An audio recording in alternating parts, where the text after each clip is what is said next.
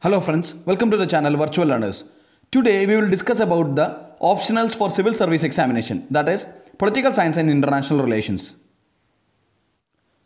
Today we will start with paper 1 of the subject. The topics discussed today are what is political science, and we will start with the Western philosophical thinker Plato, influences on Plato, influence of Socrates on Plato and his ideas, theory of ideas, theory of justice, theory of education, theory of philosopher king, critics of Plato. We will move on to Western political thought. The term politics comes from Greek word polis, which means city-state. Political, the term implies all activities which are under the state. Political theory is explanation of political phenomena. Political theories are theories of good governance. In political theories, it can be classified into two. One is scientific theory, the other one is philosophical theory. Scientific theory is based on scientific technique, which is based on collection of data or facts. The next one is philosophical theory. It is based on ideas. It is not factual in nature. Political science. Political science is the study of politics and power from domestic, international and comparative perspectives. What does it include? It includes political ideas, ideologies, institutions, policies, processes and behavior, as well as groups, classes, government diplomacy, law, strategy and war. So this is a broad topic which includes all of this. We will move on to the topic Western thinkers or Western philosophers. In this section, that is the Western philosophical thinkers, we will deal with Plato first. The time period of Plato was ancient Greece. Here what are the influences of Plato? Socrates and Pythagoras were the main influences of Plato. Plato belonged to Athens, and at that point of time there were war between Athens and Sparta. Athens has lost the war and Plato wanted to find out what was the reason for the defeat. The time period is ancient Greece. The main influences were Socrates and Pythagoras. Plato belonged to Athens. Now let's consider the books of Plato. The first one is Republic. It deals with utopian and idealistic view of Plato. The second one is the Laws. In this we can see a matured Plato. He has transformed into a matured being. While studying about Plato, why is it important to know about Socrates? Because he is the foundation to know Plato. He is known as the wisest man on earth. That is, Socrates is known as the wisest man on earth. He is known as the father of philosophy. Socrates is known as the father of philosophy. Socrates was one of the great influences to Plato. That is why he is the foundation to know Plato. We will move on to Socrates. Here before Socrates, there were scholars who are trying to understand the physical or materialistic properties of universe, that is biologists, physicists, etc. So they were pondering about the materialistic aspects of universe. Socrates found importance in purpose of life. That is, the purpose according to him is happiness. Happiness is the source of satisfaction. To gain happiness, one needs excellence. That is what Socrates says. To gain happiness, one needs excellence. Excellence requires knowledge. So according to him, knowledge is virtue. So according to Socrates, knowledge is virtue. So he is finding the philosophical aspect of universe rather than materialistic aspects which were proposed before Socrates. He is different from scholars who proposed materialistic aspect of universe. For Socrates, knowledge is within. It means knowledge is inherent within the soul and one needs enlightenment of the soul. For enlightenment, one needs to develop logical reasoning. And it is called dialectics. The method is called dialectics. What is it actually? It is called dialogue or debate. It will have arguments or thesis. The first one is the arguments, that is the thesis. Now counter arguments will follow. That is called antithesis. Now there is a conclusion called synthesis. This is the method of dialectics or logical reasoning. It is called dialogue or debate. The first one is an argument will be there, that is called thesis. And there will be a counter argument, that is called antithesis. And the synthesis of both will happen. So this is called dialectics.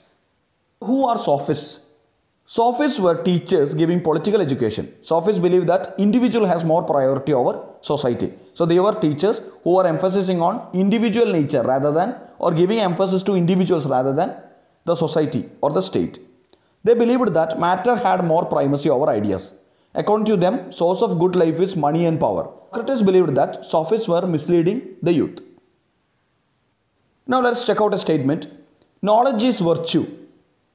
It is based on Socrates' theory of knowledge. So theory of knowledge is proposed by Socrates. Why we are learning Socrates? Because he has immensely influenced the Plato. Why we are learning Socrates? Because he has immensely influenced the philosophical thinker Plato. So knowledge is virtue is based on the Socrates theory of knowledge. In order to lead a good life, one should have a knowledge of good life. So Socrates believes that knowledge is virtue and unexamined life is not worth living. So knowledge here is virtue and knowledge here is source of happiness, according to Socrates. Now we will check in detail the influences on Plato. First one is Pythagoras. How Pythagoras has influenced Plato. According to Pythagoras, universe is based on mathematical principles. Here Plato also believed the idea of proportion, ratio, etc. Plato believed that knowledge of geometry is precondition of knowledge of philosophy. Plato talks about soul, which is influenced from Pythagoras. So these are the influences of Pythagoras to Plato's ideas. Next is Heraclitus. What is his influence? Heraclitus suggested that material world is world of change. So he is suggesting that the material world is world of change. Next is Parmenides. What is his influence? Parmenides suggests that if change is feature of the world, even permanence is the feature of the world. So if change is the feature of the world, then permanence also is the feature of the world. That is what he suggests. Now let's check out the theories proposed by Plato. First is the theory of ideas. Plato wanted to establish the world of ideas. He says that reality is the shadow of ideas. He was concerned with the defeat of Athens by Sparta. We have discussed earlier that there was a war between Athens and Sparta, and Athens was defeated by Sparta. And he wants to know the reason for the defeat. Plato found that the persons who are ruling are ignorant. That is, persons who are ruling, the Athens was ignorant and corrupt, and that was the reason for defeat of Athens. They were running after money and power. They were ignorant about the responsibilities of ruler. Corruption was the root cause of defeat by Athens. That was the observation by Plato. Plato found out that Athens isn't a single city. It was divided into city of rich and city of poor. There was no unity and society was divided internally. So he finds out the reason for the defeat of Athens by Sparta. That is, the rulers were corrupt, they were not responsible, and they were ignorant. So these were the reasons for the defeat. Plato suggests that state is individual writ large, means state is bigger form of individuals. If people become corrupt, state can't become great. So that is the idea put forward by Plato. So what is the desire of Plato? Plato wanted the Athens to become an ideal state. Only a person with true knowledge, that is a philosopher, can understand an ideal state. So that is the idea proposed by Plato. He says about the philosopher king. To understand an idea, one needs logical reasoning. Here Plato is an idealist. He wants an ideal state. So what is the difference between idealist and materialist? For an idealist, this world or the present world is full of illusion. The real world is the world of God. The real happiness is satisfaction of soul. For materialist, the world which we live in is the real world. So that is the main difference between idealist and materialist. Plato proposes the idea of philosopher king. Philosopher is a person who has true knowledge. Only philosopher understands what is ultimate reality. Now let's understand a question. How Plato proves the world of matter is world of illusion? He proves it by giving the example of allegory of caves. What is this allegory of caves? Suppose some persons are sitting in a cave with their hands tight and back towards the mouth of the cave. They are only seeing the wall of the cave and shadows of things happening outside falling on the wall of the cave. So they are seeing the wall of the caves and the shadows of outside things falling on the wall of the cave.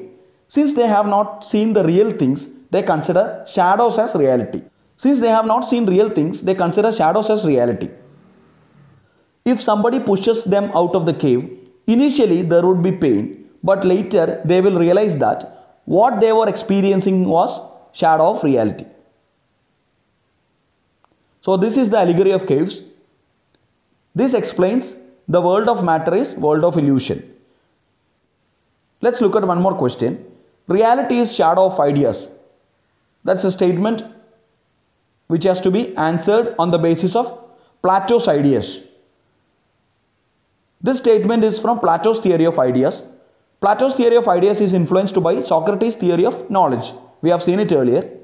The purpose is to establish an ideal state because Plato was an idealist. By understanding idea of ideal state, Athens can be made to an ideal state. He explains reality is shadow of ideas by allegory of caves, which we have previously looked.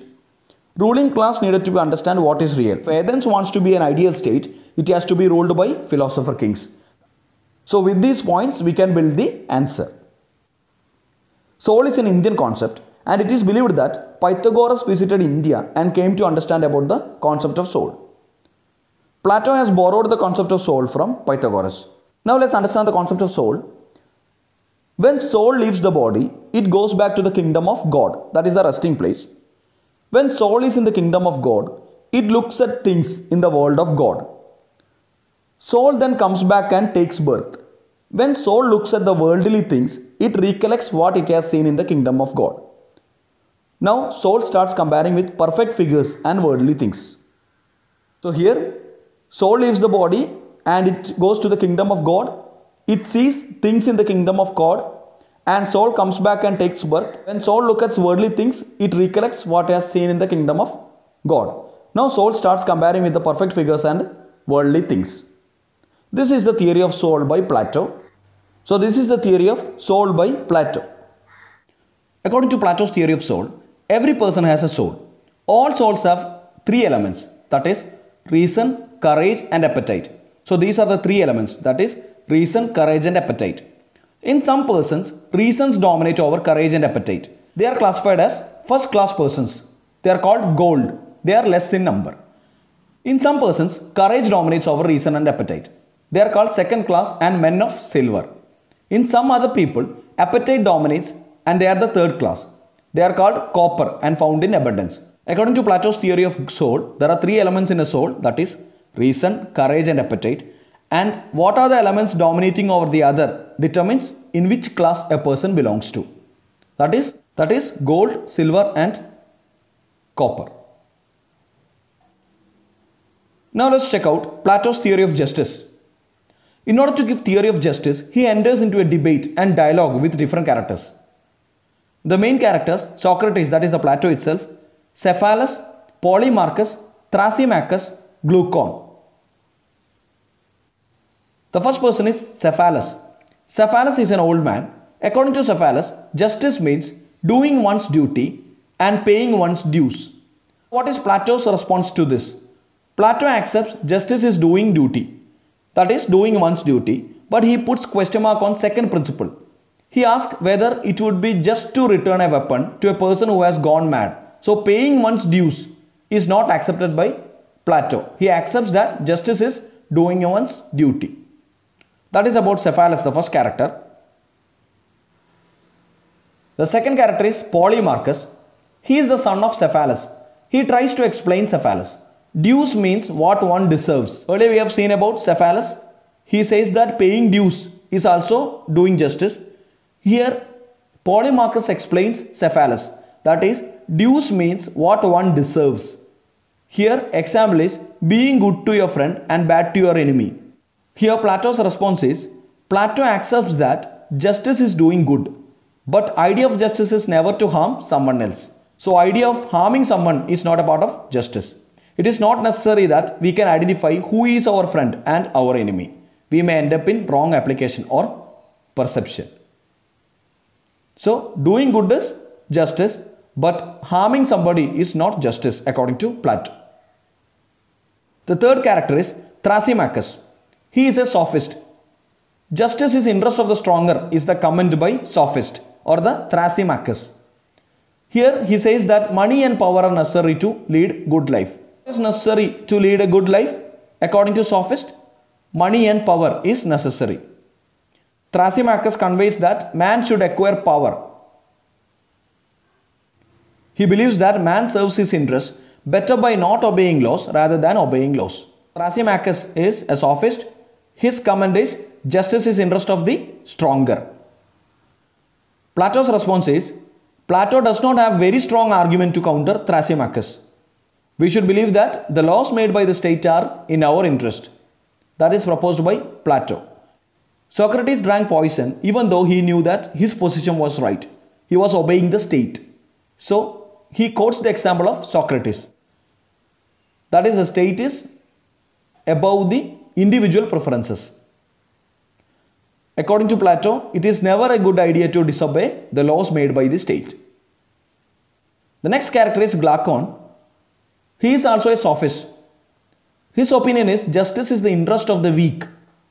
He implies that state and laws are needed only for the weak because the strong can defend themselves. That is his response. Plato's response is, it is wrong to think that only weak require state. No man is self-sufficient. Hence, weak or small, all requires the state. That is Plato's response. So Glaucon was saying that justice is the interest of the weak, and Plato's response is, whether you are weak or small, everybody needs state because nobody is self-sufficient. Now let's sum up the features of justice from above discussion of various characters by Plato. Justice is duty, justice is virtue, the laws of state are good for all, laws made by the people are in the interest of the people. So these are the points which can be summed up by the discussions of various characters by Plato. Plato divides the society into three classes. That is, man of reason, this is the ruling class, man of courage as the soldier class. These two are the guardian class. These two are categorized as guardian class. The third class is producer class. We have seen this classification earlier when we discussed about the theory of soul. That is, three elements of the soul: reason, courage and appetite. Here, the man of reason, that is the ruling class, and the soldier class are both categorized as guardian class. The third class is categorized as producer class. Now we will check out what is the Plato's idea of justice. He says that justice is duty, justice is functional specialization, proper functioning and non-interference in each other's work. That is called specialization. A person is doing his own work without interfering in the work of the others. The purpose of justice is peace, harmony and excellence. This is the concept of Plato's theory of justice. Functional specialization is focusing on a particular work by a category of people, not interfering in others' work. That is functional specialization. Now let's move on to Plato's theory of education. It is to find out who has got the quality to govern or rule. Plato was influenced by the system of education in Sparta. State-led education system was prevalent in Sparta. There was no discrimination on the basis of sex. Compulsory military education was propagated. There was state's control on education. So these were the elements which influenced Plato. In Athens, there was development and focus on critical thinking, but what was lacking was the education system was in private hands. So that was a demerit in Athens about the educational system. So the educational system prevalent in Sparta has influenced Plato's theory of education. Plato's scheme of education consists of state-sponsored education, state-controlled education, no discrimination against women in the case of education. Plato proposes various stages of education. First one is preliminary education, that is 0 to 6 years. In this, gymnastics for physical development, music as exercise of might, moral stories for character building, etc. are taught. Second one is primary and secondary, that is 6 to 18 years. Here, basic knowledge of all subjects. The first screening test is at age of 18. Those who fail this test will join the producer class, that is the third class. Rest will be promoted for higher education. So, all the basic knowledge will be taught in this particular category, and screening test would be at the age of 18. Those who fail will join the producer class. Rest will be promoted for higher education. Next stage is the higher education stage, that is 18 to 20 years. Here military education is taught. Second screening is at the age of 20 years. Those who fail will join the soldier class. Others will be promoted for higher learning of philosophy till the age of 35 years. The fourth stage is from 35 to 50 years. Here practical learning is taught. At the age of 50, persons will be eligible for Philosopher King. So these are the stages of education proposed by Plato. There are 4 stages that we have learned now. By the end of the 4th stage, the persons will be eligible for philosopher king or to become a philosopher king. Naturally, there will be question that many philosophers will be emerging after the education system.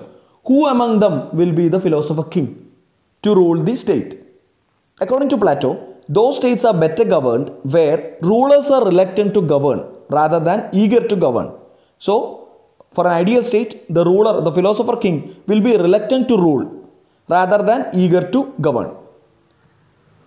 Since the philosopher is a man of reason, he has true knowledge and does not have lust for power. So there will be no conflict among the philosophers to become the king. They will accept the responsibility to rule only on the request as a matter of duty. So there will not be any conflict between the philosophers to rule because they are reluctant to rule, and they will accept the responsibility to rule only on the request as a matter of duty. That is the explanation given by Plato. Now let's move on to Plato's theory of communism. Here, communism of property and communism of family is mentioned. Communism of family according to Plato is a bigger evil. People become corrupt for the sake of family.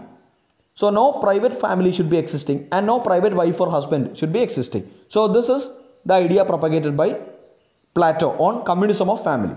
Now we will check out Plato's views on system of marriage. Marriage is to be state controlled. Marriage is state controlled. State will decide who can marry. That is the view of Plato. State will decide whom to marry and only most eligible men and women will be allowed to marry. The reason for this is, it is the best way according to Plato to produce the best race. Here the child will be given to the custody of state. Here nobody will know who is their child. That prevents favoritism and nepotism.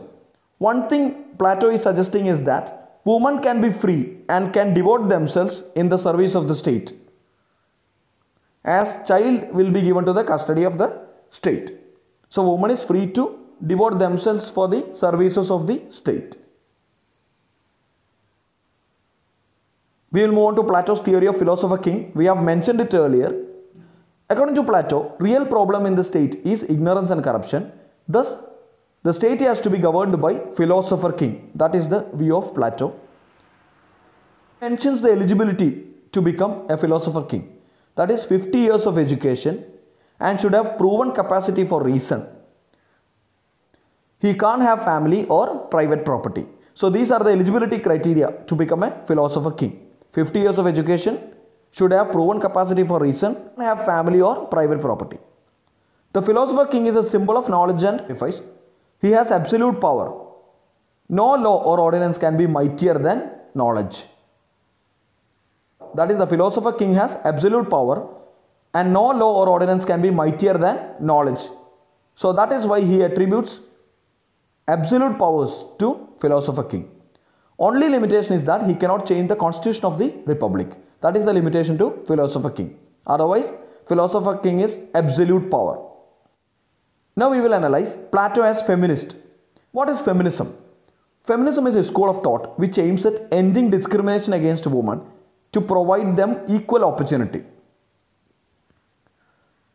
Plato is suggesting education to women. His communism of family, he contributes to liberation of women as they are relieved from responsibility of child rearing. There is no doubt that Plato had a very revolutionary view on role of women in the state. Now we will move on to criticism of Plato. Many of the thinkers has criticized Plato for the following reasons. His dislike for democracy, the rule of person over rule of law, disbelief in the capacity of common man. He places state over the individual preferences or individuals. His denial of basic rights and attributing absolute power to the king because knowledge to him is the dominant factor. So, philosopher king would be the absolute power of the state. So, these are the reasons by which thinkers have criticized Plato. While dealing with critics of Plato, we have to discuss the views of Aristotle. Aristotle was not only the greatest disciple of Plato, but also the greatest critic of Plato. We have seen earlier that Plato was against family and private property. Here, Aristotle says that property and family are time-tested institutions. Even though they have evil consequences, they have a lot of utilities too. Example, private property is a motivation to work hard. Here, about family, Aristotle suggests that family is important for emotional stability. The system proposed by Plato will take men back to barbaric ages, when man's life was not settled and civilized. This is the view of Aristotle, or the criticism of Aristotle against Plato's ideas about family. Here, Plato's diagnosis is correct, but prescriptions are wrong. The remedy should not be worse than the solution itself. This is the criticism of Aristotle against the Plato's ideas of family and property. Another criticism is by Karl Popper. His book is called Open Society and Its Enemies. In this, he advocates a society where people enjoy freedom of speech and expression. He suggests liberal democratic society for a state. Since these are not included in Plato's ideal state, he calls Plato as enemy of open state. He was against holism. What is holism? Changing all aspects of life in a single go. Changing all aspects of life in a single go. It is a rapid change. It is not a gradual change. So, it was opposed by Karl Popper. Karl Popper says that Plato's theory is not open for falsification or critical examination. So, this is the criticism against Plato's ideas by Karl Popper. Here is the statement by Karl Popper. Plato's political programs are far from being morally superior to fascism. It is exactly identical to it. That is the statement by Karl Popper. He is criticizing the totalitarian or authoritarian aspects which are proposed by Plato. Other criticisms are Isaiah Berlin, who criticized Plato because he does not support pluralism or freedom of choice. Winspear, another critic of Plato, considers Plato as authoritarian, reactionary or conservative person against common man. Crossman suggests that Plato was neither good for his time nor for our times because of poor faith he has shown in capacity of common man and for speaking noble lies. So these were the critics of Plato's ideas of ideal state. Even though there are critics for Plato's ideas, one thing is to be noted that his greatest critic Karl Popper is suggesting that one can be either Platonic or anti-Platonic, but no one can never be non-Platonic. This suggests the importance of ideas proposed by Plato. Now let's check out questions for practice. First one is, all that is Platonic is Socratic. Comment. This question is based on the influence of Socrates to Plato's ideas. Second one is, what is theory of justice of Plato? We have discussed it earlier. Reality is shadow of ideas. Comment. The fourth question is, whether Plato can be considered as father of totalitarianism. It is regarding his view on giving absolute power to the king, the philosopher king. The fifth question is, explain the concept of philosopher king. That's all about the practice questions. We will wind up the session today. Please keep following Virtual Learners for more videos. Please subscribe to our channel, Virtual Learners.